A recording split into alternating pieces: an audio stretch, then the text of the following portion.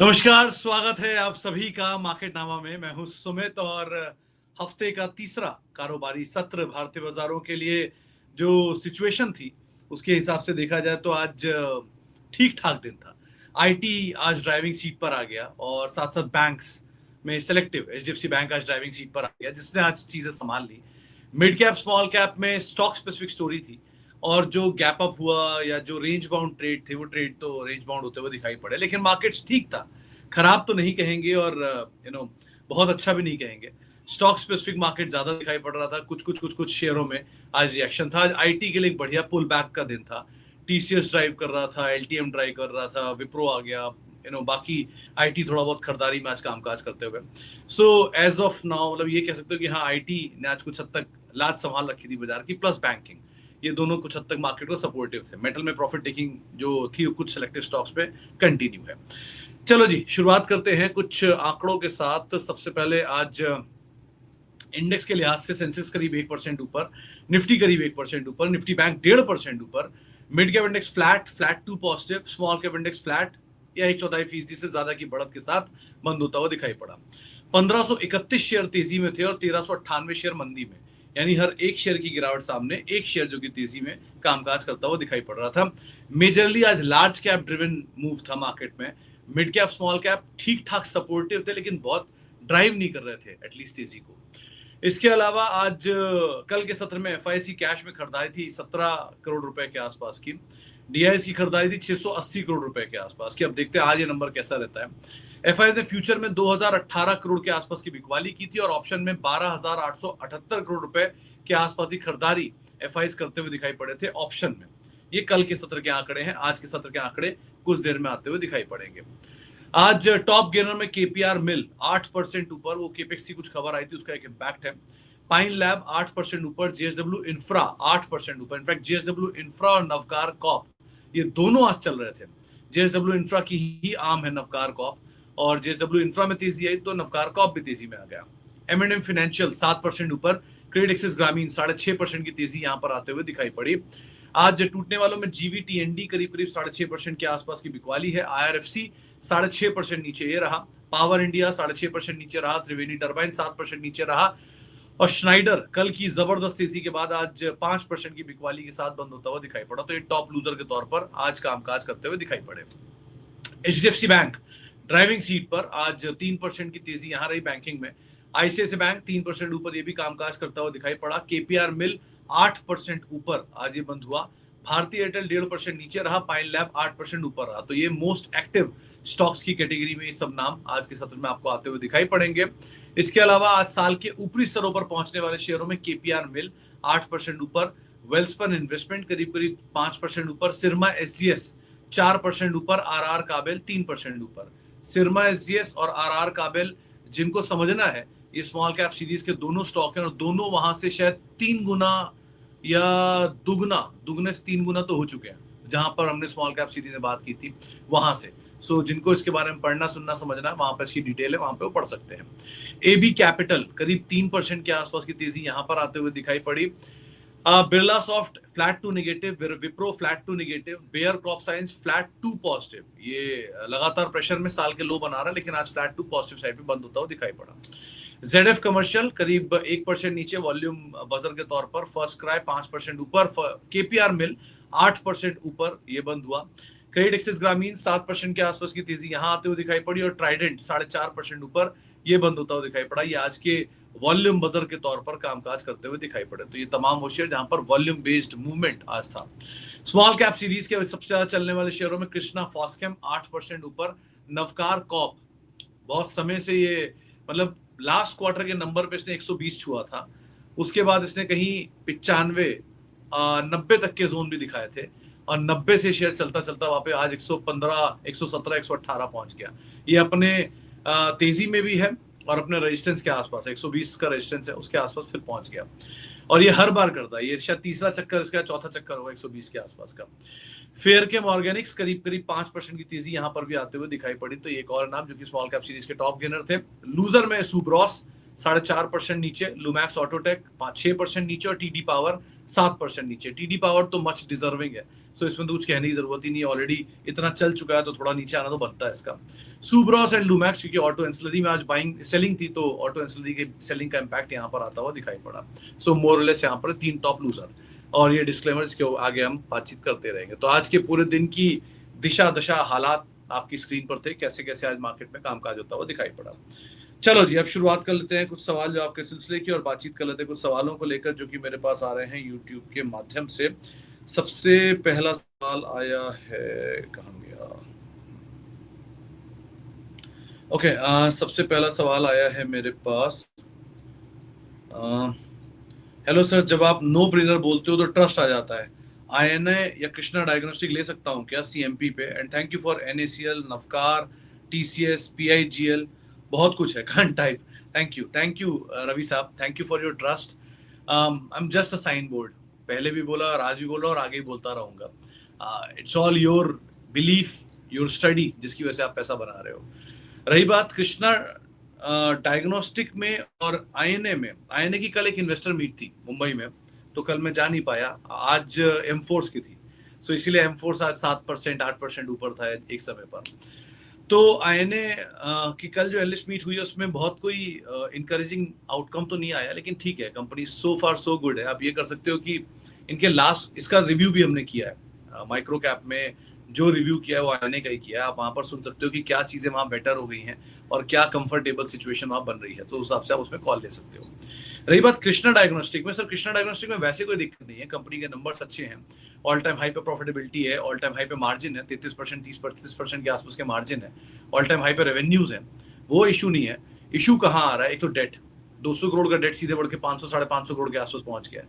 ये डेट बढ़ना कंपनी के लिए it's not a good sign, वो भी इतने बड़ा एक ही बार में, डबल से भी ज्यादा, सो वो एक कंसर्न है।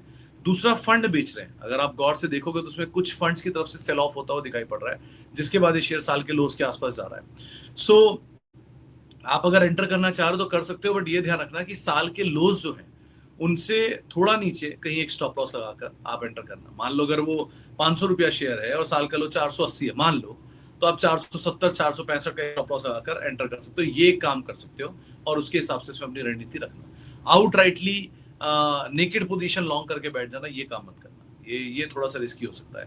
सो उस हिसाब से अपनी रणनीति बना लेना। सर मेरे पास डायमंड पावर इंफ्रा के शेयर हैं, 215 क्वांटिटी, एवरेज प्राइस 206 का है, तो लखनवी जायका। तो सर एक ही चीज बोलूंगा कि आज ना एक केपेक्स आया था अदानी ग्रुप का, आज वो था एनुअल डे जो होता है, एनुअल मीट जो होता है इनका, एजीएम था। वो एजीएम में उन्होंने 2 लाख करोड़ का बड़ा केपेक्स अनाउंस किया है, और अदानी ग्रुप के बड़े सप्लायर्स में आता है डायमंड पावर। आपको बता दूं कि अदानी ग्रुप के रिलेटिव भी हैं वो, अगर आप वैसे भी सुनना चाह रहे हो तो। सो इस लिहाज से एक बड़ा केपेक्स तो वहां पर अदानी को भी मिलेगा ही। कंपनी अच्छी है, नंबर अच्छे आ रहे हैं, ऊपर नीचे थोड़ा बहुत रहेगा, लेकिन वो 1 क्वार्टर 2 क्वार्टर ऊपर नीचे चलता रहेगा, बट कंपनी अच्छी है इन टोटल। सो अगर आप वैसे बने रह सकते हो तो बने रहो, कोई दिक्कत नहीं है। बट एक ही कंसर्न है कि पीछे चला था नंबर्स के बाद, फिर ठंडा हुआ है, अब ठीक। सो बेटर इज कि आप बने रह सकते हो, अगर ड्यूरेशन देखे तो ठीक है, वरना अगर आप तेजी मंदी खेलना चाहते हो तो वही है कि ऊपर जाओ, थोड़ा कैपिटल फ्री करो, नीचे आए थोड़ा और लॉन्ग कर लो, ये टाइप की चीजें करना चाहो करते रहे, मौके देता रहेगा। लेकिन इफ इन केस अगर आप बनना चाह रहे हो तो बने रह सकते हो, ऐसी कोई दिक्कत नहीं है इसके अंदर।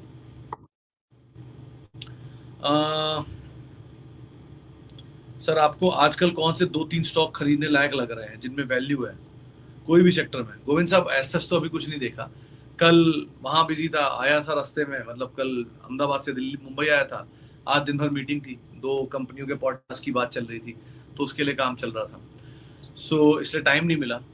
कल से मेरे ख्याल से मैं रूटीन में आ जाऊंगा यहाँ मुंबई में, तो कल से और वीकेंड पे कुछ ना कुछ आइडेंटिफाई कर ही लूंगा। तो आपको वीकेंड पे वैसे भी शो है, मेंबर्स लाइव हो गई, तो वहां पर हम बताते ही हर बार नो ब्रेनर, उस दिन हम नॉन मेंबर्स को बता ही देते हैं, तो आप वहां पर देख लेना कौन सा नो ब्रेनर होगा, या कौन से स्मॉल कैप बेटर है, कौन से माइक्रो कैप बेटर है, वो डिस्कशन होगा ही अपना।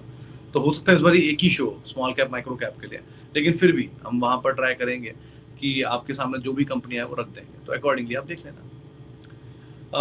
सर आपने बोला था कि फोर्स एफएंडो में आया है तो इसके बुरे दिन आ गए हैं, लेकिन बीएससी भी तो एफएंडो का हिस्सा है। हाँ जी, और वो चलता रहता है, जरूरी है कि फोर्स एफ में आया तो ही ना चले, नहीं नहीं बन सकता, वैसा कुछ जरूरी नहीं है। लेकिन दो तीन ऑब्जर्वेशन आपके सामने चलो वैसे ही रख देता हूँ। बीएससी जो है ना बहुत ही एक्सेप्शनल स्टॉक है, ये चला ही जा रहा है, चला ही जा रहा है, चला ही जा रहा है, ठीक है। क्योंकि ऑब्वियसली बात है, इसको ओन कौन करता है वो भी आप एक बार पढ़ लीजिएगा लिस्ट पूरी, उससे आपको आइडिया लग जाएगा। देश के सारे प्रमुख ब्रोकर्स एक स्टॉक ओन करते हैं, वो है बीएससी। तो और इक्विटी भी एक चीज होती है ना, वो इक्विटी का साइज भी देख लीजिएगा, और इक्विटी की साइज के सामने कंपनी के नंबर्स भी देखिए, क्या ग्रोथ लेके आ रहा है। फोर्स मोटर भी ग्रोथ अच्छी ला रहा है, लेकिन जब एक शेयर शामिल हुआ था तब अपने ऑल टाइम हाई पे खड़ा था, और वहां इसको एफ में शामिल किया गया था। मतलब ये डीमार्ट के साथ हुआ था इससे पहले, डीमार्ट अपने 6000 7000 के जोन में घूम रहा था शांति से, और उस समय इसको शामिल कर दिया गया था एफ में। तो वही पिटाई शुरू हो गई उसकी, और उसके बाद से आज हालत देख ही रहे हो। बीएससी के केस में अगर आप, क्योंकि बीएससी ही एक एक्सेप्शनल है जो अब तक ठीक बचा रहा है, वहां पर बहुत सारे नाम नहीं भी बचते। अब जीवी जो थे वो भी ऐसा रहा, ऐसा बॉश के साथ भी हुआ था एक बार बहुत साल पहले, पता नहीं आपको याद है कि नहीं। बॉश को भी एफ में डाला गया था, तब उसकी धुलाई हुई थी, फिर वापस नीचे आ गया, बाहर निकाल दिया, अभी है या नहीं पता नहीं, लेकिन ये चलते रहते हैं। तो नियर टर्म प्राइस के जर्क्स आपको मिल जाएंगे एफ में शामिल करने के बाद। इसका मतलब ये नहीं कंपनी खराब हो जाएगी, कंपनी नहीं खराब हो गई है, नियर टर्म प्राइस के जर्क्स आपको मिलते हैं, क्योंकि आप शॉर्ट करना पॉसिबल हो गया है। इसका बहुत बेसिक लॉजिक ही यही है। आप किसी कैश की कंपनी को शॉर्ट कर सकते हो क्या? नहीं कर सकते, करोगे तो इंट्राडे में लाके वापस देना पड़ेगा। आज आप टाटा टेक को शॉर्ट करो, आप टाटा टेक को शॉर्ट कर भी लोगे, लेकिन शाम 3:30 तक आप उसकी पोजीशन कवर करके लाके देनी पड़ेगी। तो आपको कैश के शेयरों में शॉर्टिंग तो पॉसिबल ही नहीं होती। आपको बड़ी इंटरेस्टिंग एक केस बताता हूँ, बहुत साल पहले का पुराना केस है, ये सन 2012 या 13 में हुआ होगा कहीं, मुझे याद है कि मैं बहुत एक्टिव था उस टाइम मार्केट में, इंट्राडे ट्रेडिंग के हिसाब से भी बहुत चीजें ट्रैक करता था। तो डेल्टा कॉप में आखिरी के 3:20 पे खबर आई थी, इनके एक 3:10 या 15 पे खबर आई थी कि इनका कोई शिप में कोई बैन कर दिया है, गवर्नमेंट ने कोई इशू लगाया था इनके साथ। उसी दिन डेल्टा कॉप 15-17% नीचे चला गया था।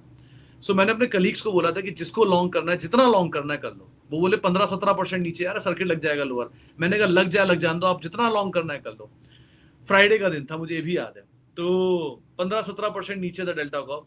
उनमें से जिन्होंने लॉन्ग किया नहीं किया, बाजार बंद होने होते होते डेल्टा कॉप हरे में आ गया। ठीक, उसकी वजह थी क्योंकि कैश का शेयर था। सो जिसको भी शॉर्ट करना था, खबर देके जिसने शॉर्ट किया उसको इंट्राडे कवर करना था। वो इंट्राडे, क्योंकि डिलीवरी बेचने का टाइम तो बची खत्म ही हो गया ना, 3:10 बीत चुका था। सो कोई फंड तो माल बेच नहीं पाएगा उतनी जल्दी। तो वो चीजों की वजह से उसको शॉर्ट, उस समय की बात 2012-13, अब तो और एक्टिव हो गया बाजार, तब तो बहुत ही ढीला था, वॉल्यूम भी थिन होते थे। सो उस जमाने में वो सडन मारा नीचे और सडन घूम के बंद हुआ 2-4% ऊपर, वो 17-18% का स्विंग मिला था उस दिन।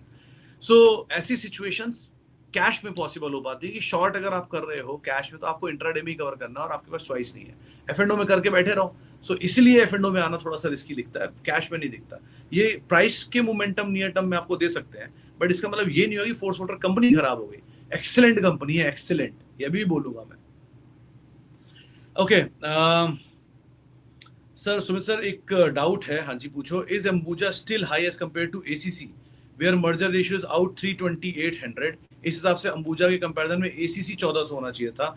नहीं, शुक्ला साहब, एसीसी मर्जर के हिसाब से ज्यादा बेटर वैल्यू है, there is no doubt about it, वो तो ठीक है, आप बिल्कुल सही कैलकुलेट कर रहे हो। एक चीज का ध्यान रखना, मर्जर के बाद एंटिटी कौन सी बनेगी? वो बनेगी अंबुजा।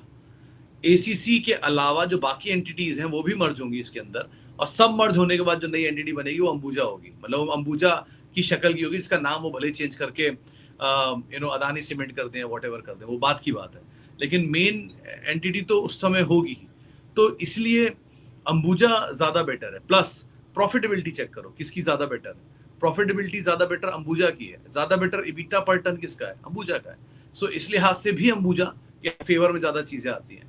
लेकिन कोई भी, मतलब एक बात जो शुरू से मैं कहता आ रहा हूं कि जब तक अदानी ग्रुप के सीमेंट के असेट कंसोलिडेट नहीं होंगे अंबुजा नहीं चलेगा। ऐसा मत सोचना कि अंबुजा आज लिया और कल चलना शुरू हो जाएगा या परसों चलना शुरू हो जाएगा या रातों रात वो स्लम ब्लॉक से मिलियनर बन जाएगा, ऐसा कुछ नहीं होने वाला। जब तक अदानी ग्रुप अपना पूरा सीमेंट असेट कंसोलिडेट नहीं करता तब तक अंबुजा नहीं चलेगा। जिस दिन कंसोलिडेट हो गया उस दिन चलेगा। सो कंसोलिडेशन का पूरा हो रहा है, उस पर डिपेंड करता है। एसीसी और 4-5 सीमेंट कंपनियों को सब मिला के एक नया एंटिटी बना रहे हैं, तो वो एंटिटी को बनने में बहुत टाइम लगेगा। आप ऐसे समझो कि अगर आप भी एक दुकान खरीदते हो, आपकी एक दुकान है, उसके पड़ोस वाली दुकान भी आपने खरीद ली, तो दीवार तोड़ोगे, मिलाओगे, उसके जो सेम चीजें होंगी, इलेक्ट्रिक वायरिंग, ये वो, शटर वटर सब चेंज करा के अपना एक करवाओगे, इन सब में 2-3 महीने तो निकल ही जाते हैं ना। ये तो दुकान के मर्जर में इतना टाइम लग रहा है, सो सोचो इतने बड़े बड़े असेट्स मर्ज होंगे तो कितना टाइम लगेगा, तो उसमें लगता है समय। सो इसीलिए Ambuja is a story which is reasonable but for medium to longer duration of time. किसी भाई साहब ने बोला जेके सीमेंट में स्विंग मिलता है, उसका टिकट साइज बड़ा है सर। 5,000 रुपए के शेयर में एक दिन में अगर वो 2% भी स्विंग ले रहा है तो अंदाजा लगा लो 100 रुपए का तो कीमत ऐसी हो जाएगा उसमें। सो इसीलिए वहां पे टिकट से और अंबुजा के टिकट को आप कंपेयर नहीं कर सकते, और कोई इंट्राडे वाला नहीं। JK cement is a very good asset, very very good asset, लेकिन अगर आप उसको इसी 2-4-500-200 हजार रुपए में के स्विंग में अगर आप उसे जाने देंगे तो ज्यादा नुकसान आप ही का ही है। सो इस हिसाब से वो ऐसी चीज नहीं है इसको आप 200-400 रुपए के लिए खेलें। It's a very good asset, तो उस हिसाब से आप काम करो उनमें। Sir what is the logic of putting stocks in एफ&ओ, can I start buying Bajaj Auto and gold bees? हाँ हाँ राजू साहब, बजाज ऑटो और गोल्ड बीज में क्या सोचना, उसमें तो आप कभी भी कोई बड़ा फॉल मिले ऐड करो, कोई पैसा स्पेयर मिले फॉल ऐड कर लो, इन सब में कुछ सोचने की जरूरत नहीं होती। रही बात एफ&ओ में क्यों डाला जाता है, सर बहुत सारे एंटिटीज मार्केट में एक्टिव हैं। हम रिटेल के अलावा एचएनआईज हैं, अल्ट्रा एचएनआईज हैं, रिटेल इंस्टीट्यूशंस हैं, इंश्योरेंस कंपनीज हैं, बैंक्स हैं, फाइनेंशियल इंस्टीट्यूशंस हैं, बहुत कुछ है।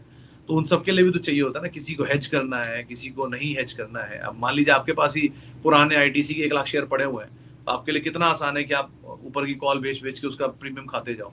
बहुत आसान है कि आपके पुराने शेयर पड़े हुए, आपको दिक्कत ही नहीं हो रही, डिविडेंड इधर खाओगे, कॉल का प्रीमियम उधर खाओगे। तो ये भी तरीके हैं। सो ऐसी सिचुएशंस भी तो होती है ना मार्केट में, तो इसलिए एफ&ओ का होना जरूरी है ताकि हेजिंग होती रहे, ताकि आप लॉन्ग शॉर्ट दोनों खेल पाओ मार्केट में। सो इसलिए होना जरूरी है, बट ठीक है, हमें आपको सूट नहीं करता, इन्वेस्टर्स को सूट नहीं करता, लेकिन ट्रेडर्स के लिए तो बहुत अच्छी चीज है, तो उनको तो करना ही होगा, जहां सूट कर रहा है वो कर रहे हैं। ओके, कहाँ गए सवाल। Sir view on Vikrant engineering Anlon health care. Praveen साहब, एनलॉन हेल्थ केयर का ही पॉडकास्ट में करके आया हूँ अभी राजकोट में। अच्छी कंपनी, मैं उन कंपनी का पूरा प्लांट देखा।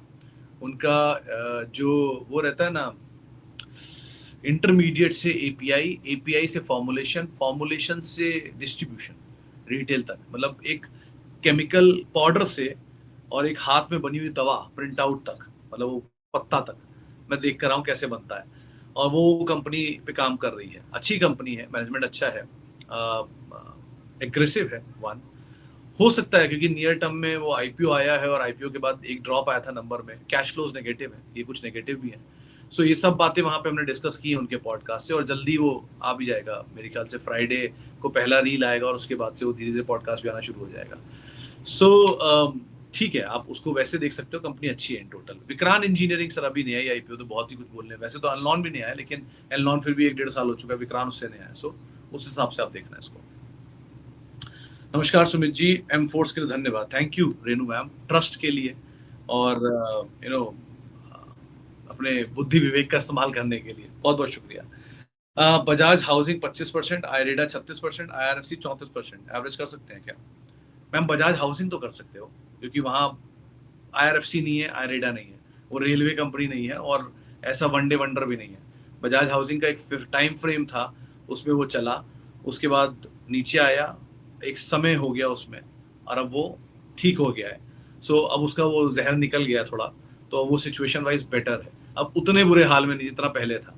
तो यहाँ से अब डाउन साइड कैप्ड है, अपसाइड कब आएगा कहना मुश्किल है, लेकिन डाउन साइड कैप्ड है, एटलीस्ट ये दिख रहा है। सो आप उसको देख सकते हो। बाकी दोनों जो है आपके आईरेडा और उनमें आईआरएफसी में, उसमें आप नियर टर्म मोमेंटम ऐड करो, ऊपर जाए तेजी में निकलो, ऐसा कुछ कर सकते हो, बट उनमें उनसे बेटर सिचुएशन में एटलीस्ट ये दिखाई पड़ रहा है। Sir, evening yesterday booked 50% holding of Synoris on 75% case. Thanks. And also please, if we can average Jyoti Resin associated Amal, Eureka, K-Solve. Eureka, Amal, you can. Amal especially, you can. Jyoti resin के लिए मुझे एक बार number देखने पड़ेंगे, इसका अभी review भी कर ही लेंगे इसका हम कुछ ना कुछ समय में। और रही बात जो बाकी आपने गेन लिया है सिनोरेस में, उसके लिए आपको बहुत बहुत शुभकामनाएं। अच्छी कंपनी थी, अच्छा चला है शेयर। सिनोरेस, क्वालिटी, ये दोनों फार्मा हमने कवर किए थे स्मॉल कैप सीरीज में, और एक माइक्रो कैप में भी किया है, उसको चलना बाकी है। नहीं, मार्क्सन्स तीसरा था, तीनों चल गए, मार्क्सन्स, क्वालिटी एंड सिनोरेस तीनों चल गए। अभी वो माइक्रो कैप वाला एक चला है, बाकी है, वो भी चली जाएगा, नहीं तो कल फार्मा का कुछ कुछ टेलविंड आ रहा है। सो अदरवाइज जहाँ प्रॉफिट बुक कर लिया बढ़िया है, जहाँ एवरेज करना चाह रहे हैं, इनमें दो नाम ठीक लग रहे हैं। अमल थोड़ा सिचुएशन वाइज बेटर है, एंड यूरेका भी। यूरेका साल का लो काट रहा है तो थोड़ा अनस्टेबल है, एक बार स्टेबल हो जाए फिर देखते हैं। सर एक अच्छी पाइप इंडस्ट्री कंपनी है नागपुर की जो लिस्ट नहीं है, उसका मार्केट शेयर महाराष्ट्र में ज्यादा है, उस कंपनी में शेयर लेने के लिए क्या करना होगा? देखो सर, अनलिस्टेड कंपनी में शेयर लेने के लिए आप पहले प्रमोटर को जानते हो तो उनसे मांग लो, एक बड़ी बात वो आपको दे देंगे। लेकिन एक बहुत साफ बात आपको मैं बताता हूँ, ये आपको हमेशा काम आएगी, इस शेयर के लिए नहीं, हर शेयर के लिए एप्लीकेबल है, कॉमन। आप एक कमरे में घुस गए, ठीक है, उस कमरे में घुस गए और हमने कमरे का दरवाजा कर दिया बंद। अब आपके पास निकलने के लिए ना तरीके नहीं बचे, एक खिड़की है, आपको वही फांद के जानी है ऊपर जाके कहीं, रोशनदान काइंड ऑफ। सो और सब लोग उसमें घुस के बैठे हैं और सबको निकलना है। सो ऐसे ही अनलिस्टेड मार्केट, आप अनलिस्टेड मार्केट में घुस गए, आपने शेयर ले लिया, अब आपको बेचने के लिए कहाँ जाना है? क्योंकि वो तो अनलिस्टेड है, लिस्टेड तो है नहीं। तो अनलिस्टेड में आपको बेचने के लिए कोई ना कोई खरीदार चाहिए जो आएगा और आप उसके दाम पे बेचोगे। आप कहोगे नहीं जी मैं तब बेचूंगा जब वो लिस्ट होगी।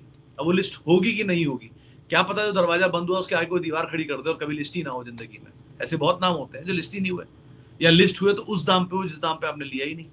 मान लो आपने 100 रुपए पे शेयर अलॉट हुए आपको और उस कंपनी ने लिस्ट कराया 20 रुपए के दाम पर, अब आप क्या करोगे? कहाँ बेचोगे अपने शेयर जाके? और बेचोगे तो 20 रुपए बेचोगे ना। तो बाजार में पैसे बनाने की भूख सबको होती है, मुझे मालूम है आपको भी होगी, दुनिया को होती है कि ज्यादा से ज्यादा हम बना पाए। लेकिन इस भूख में इतना आगे मत चले जाओ कि आपका मुंह से ज्यादा बड़ा आपने खा लिया, अब वो पचा भी नहीं पा रहे हो, अंदर भी ले पा रहे हो, बाहर भी नहीं जा पा रहा है, बर्गर टाइप्स, यू नो। सो ऐसी सिचुएशन में मत जाइए। आपको ये मतलब ये हमेशा के लिए एक सलाह है कि अनलिस्टेड में क्यों जा रहे हो, जब लिस्टेड में इतनी अच्छी अच्छी कंपनियां आसानी से मिल जाती हैं, उनमें आप खरीद सकते हो, बेच सकते हो। अनलिस्टेड में आपने खरीद लिया, बेचोगे कब, किसको, कहाँ, कुछ नहीं पता। सो ऐसे ब्लाइंड में एनएससी वालों की अभी किस्मत चमक गई कि आईपीओ आ गया। अभी जब किस्मत चमकी है तो सभी की चमकी है ना, सभी को आईपीओ माल बेचना है और सबने एनएससी भर के रखा हुआ है, तो अभी बेचने आएंगे ना जब आईपीओ आएगा तब। या जियो फॉर द सेक, वो था ना एक कंपनी, कौन सा था, एचडीबी फाइनेंशियल, कहाँ आईपीओ अनलिस्टेड मार्केट में ट्रेड कर रहा था और कहाँ शेयर मिला और कहाँ लिस्ट हुआ। सो ऐसा जरूरी नहीं है, मोहन मीकन सालों से लिस्टेड है, नहीं आया आईपीओ अभी तक। सो ऐसा मत करिए, ऐसी सिचुएशन में फंस सकते हैं।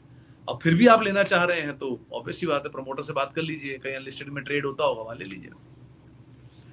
Sir thank you for taking my question, satisfied with answer. Sir Mrs Bector के बारे में पूछना भूल गया, 220 की बाइंग है, ये सडनली स्लो मूवर हो गया है, मार्जिन हिट हो रहा है ना इस चक्कर में। सो एक बार जरा मार्जिन वाला पार्ट ये स्टेबल कर ले। इनपुट कॉस्ट जैसे क्रूड है, क्रूड नीचे आना, अब अगर ईरान बोल रहा है मैं 26% डिस्काउंट पे क्रूड दूंगा, अगर ऐसी सिचुएशन आ रही है तो क्रूड नीचे आना चाहिए। क्रूड नीचे आना इंडिया के लिए बहुत पॉजिटिव है, सो इसीलिए आज इंडिगो भागा हुआ था। ट्रेंड में न्यूअल टाटा की कमेंट्री बहुत स्ट्रांग थी, इसलिए आज ट्रेंड भागा हुआ था। सो ऐसे करके चीजें चल रही हैं। सो अगर क्रूड नीचे आता गया तो इनपुट कॉस्ट ईज ऑफ होनी चाहिए। इनपुट कॉस्ट ईज ऑफ होती है, जेएसडब्ल्यू, इंफ्रा, नवकार, ये सब आज इसीलिए भाग रहे थे। सो अगर इनपुट कॉस्ट ईज ऑफ हो जाएगी तो इनके लिए बेटर हो जाएगा, तो वो पार्ट कुछ हद तक इनके लिए बेटर है, अगर एफएमसीजी के लिए, क्योंकि खाली क्रूड से ही नहीं, बहुत सारे एग्री प्रोडक्ट की कॉस्ट भी नीचे आएगी, प्लस मॉनसून अच्छा रहा अगर, तो वो भी इनके लिए अच्छा रहेगा। तो इसलिए थोड़ा वेट कर लो, कंपनी अच्छी है, जिस भाव पे घूम रहा है भी नहीं बहुत कुछ होने लायक इसमें, sir wait and watch would be ज्यादा बेटर। सर क्या एफएमसीजी कंपनी में करना क्या चाहिए, सही ऐड करना चाहिए? कर सकते हो सर, मतलब निश्चल साहब रिस्क वर्थ रिस्क टेकिंग है, स्पेशली शुगर, एफएमसीजी का ही हिस्सा है शुगर, वो ज्यादा वर्थ रिस्क टेकिंग लग रहा है मुझे इस समय। हाँ जी सर बताओ संजीव साहब, holding SBFC with reasonable gain, I want to rebalance it high value by mid cap और small cap, as you are a sign board any stock you could see where I can keep an eye. Sanjeev साहब अभी तो नहीं दिमाग में आ रहा, आप SBFC से निकलना चाहते हो निकल सकते हो, वो कोई दिक्कत नहीं है, कैपिटल में बैठ जाओ, फ्री कर लो पैसा अपना, दैट्स अ डिफरेंट थिंग। लेकिन कुछ नया स्मॉल कैप मिड कैप इस वीकेंड तक का टाइम दे दो, कुछ ना कुछ तो ढूंढ ही लेंगे। अब टीम के साथ बात करूंगा, हाईटेक वो बोल रहा था कि अच्छा है, लेकिन और देखता हूँ कोई और अच्छा नाम, कोई अच्छी कंपनी जो नीचे मिल रही होगी, क्योंकि पीछे बाजार बहुत चला है तो चीज़ें बहुत रीबैलेंस हो गई। आईटी अच्छा लग रहा है, लेकिन आईटी में वो हिम्मत थोड़ी टूट रही है। मतलब किसी बहुत अक्लमंद आदमी ने एक बार मुझे बोला था कि जब बाजार का last of the last bull bear बन जाए ना, तब लॉन्ग करना चाहिए। यानी कि अगर कोई आईटी बुल है और वो last of the last bull है और वो भी बियर बन गया है, अब आ गया आईटी के समय बाय करने के लिए। सो मैं तो परमा ही बोलूँ, मेरे तो क्या ही बियर बनूंगा, लेकिन आईटी ठीक लग रहा है ऑब्वियसली हर बार की तरह। वो आज सुबह ही बात हो रही थी, 550वां दिन ऑफ आईटी का पुल बैक या बॉटम।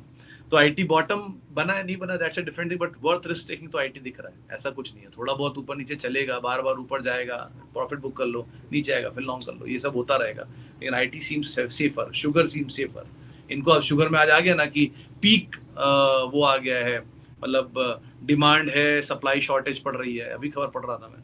तो ये वही आ गई सिचुएशन कि क्या होता है C8 में, देखते हैं। Sir, good evening, sir. I'm a big friend of yours. Thank you, Pramod sir. I have SJVN at 40% loss, IRCTC at 18% loss, UCO Bank at 50% loss. तीनों के तीनों PSUs हैं एंड तीनों के तीनों स्लो मूवर है, स्पेशली IRCTC। तो मेरा पास का एक्सपीरियंस तो आप कल देख ही चुके हो ट्विटर पे, लेकिन तीनों स्लो मूवर है। सो आपको मोमेंटम मिलेगा तो आप काम कर सकते हो, बट SJVN ऊपर जाके लिया, IRCTC स्लो मूवर है, PSU बैंक में यूको सेफेस्ट है इन तीनों में एटलीस्ट, लेकिन वो भी PSU है, वो भी स्लो ही रहेगा। तो कहीं तेजी मिले तो उसका इस्तेमाल करो, उससे एवरेज करना चाहते हो तो यूको फिर भी बेटर है। आप PSU में एक चीज का ध्यान रखो, जो बैंक की परफॉर्मेंस अच्छी आ रही है ना, वो ज्यादा बेटर परफॉर्म कर रहे हैं, जैसे कि Maharashtra, Karnataka, Jammu and Kashmir, south Indian, इनकी परफॉर्मेंस बेटर है। यूको या जो बाकी स्लो हैं उनको देखते हैं। और रही बात ये चीज की कि SJVN और IRFC ये सब ना सर बीच बीच में जागते हैं कुछ कुछ सालों में, फिर ठंडे हो जाते हैं। सो उसके हिसाब से इनको देखना, आप किस साइड फंस रहे हो वो इम्पोर्टेंट है। Sir, I want to know that if ethanol fuel use only cause problem to us, then who is getting benefit from with who own a factory? देखो गर्व साहब, ये पॉलिटिकल डिबेट, किसको फायदा किसको नुकसान, अपने बस की बात नहीं है। अपने बस की बात है कि ये शेयर बढ़िया है, इसमें अच्छा वैल्यू बन जाएगा, ये चल जाएगा। ये डिबेट किसी और से कर लो, आप 4 दोस्तों से चर्चा कर लो, उनको फायदा मिल जाएगा। मेरे को ना ये पॉलिटिक पार्ट से दूर रखा करो, मुझे समझ में वैसे ही नहीं आता कि कौन क्या किसको फायदा होगा। इतना पता है इस शेयर को फायदा होगा, ये लॉन्ग करो, पैसा बने, घर निकल जाओ, छुट्टी। Sir, life is too short to debate, just say you are right. ये मेरा बहुत क्लीन फंडा है। Life is too short to debate, simply say you are right. मैं आगे बढ़ जाता हूँ, आप बिल्कुल सही हो, जो बोल दो बिल्कुल सही हो। सो इसलिए मैं पढ़ता ही नहीं चीजों में, आप किसको फायदा किसको नुकसान। शुगर को फायदा होगा इतना पता है आपको, अगर लग रहा है अच्छा लेने लायक तो जो शुगर अच्छी है। उगार KCP 2 में प्रमोटर ने मान लिया है, इतना पता है। 40 पे उगार पे और KCP में कल ही लिया है। सो ये दोनों के हिसाब से आप देख लो। सर, ऐड बहुत आने लग गई है लाइव में। शर्मा सर, आपको तो खुश होना चाहिए, भाई का नंबर बढ़ रहा है, आपको तो खुश होना चाहिए उल्टा कि ऐड आ रहे हैं और ऐड आए, पैसे मिलेंगे मुझे भी। एनीवेज, लेकिन वो मेरा कोई लेना देना नहीं है, वो यूट्यूब अपने आप चलाता है। C8 में क्या करें, 3100 की बाइंग है, अगले क्वार्टर से पहले बेच या होल्ड करें? मेरे ख्याल से शर्मा साहब अगले क्वार्टर में बहुत प्रेशर नहीं आएगा C8 को, क्योंकि C8 के नंबर्स में इनपुट कॉस्ट का इम्पैक्ट तो आएगा, लेकिन इनपुट कॉस्ट के बदले में इन्होंने 20% प्राइस हाइक भी कर दिया है। सो 20% का जो प्राइस हाइक है ना, वो शायद इनके मार्जिन को सपोर्ट कर देगा। आएगा तो थोड़ा बहुत आएगा, लेकिन हैविंग सेड दैट, अगर आपको कहीं 3100 का C8 3800 3900 4000 की रेंज में मिलने लग जाए, तो एटलीस्ट आप थोड़ा सा पैसा वहां से निकाल लेना, ठीक है? अपनी कैपिटल फ्री कर लेना है, थोड़ा बाहर निकल जाना, ताकि वो नियर टर्म झटका ले लो। लेकिन ये आपको मैं बता दूं कि ऐसा नहीं होगा कि 2800 पिछला लो था, 3100 इस बार का लो था, 32-33 अगला लो होगा, और ऐसे ही लाइकवाइज हायर हाइज जिसे हम बोलते हैं बनाता रहेगा C8। सो ये उम्मीद मत रखना कि C8 वापस 2800 मिलेगा, 2400 मिलेगा, 2500 मिलेगा, अनटिल अनलेस कोई डिजास्टर ना आ जाए, तब तक तो नहीं आ रहा। सो वो हिसाब से आप देखना है इसको। कंपनी अच्छी है, होल्ड भी कर लो तो नुकसान नहीं करेगा आपको। सर, आपका नॉलेज ऑसम है, थैंक यू अरविंद साहब। छोटा मोटा जानता हूँ, उसी के हिसाब से काम चला लेता हूँ।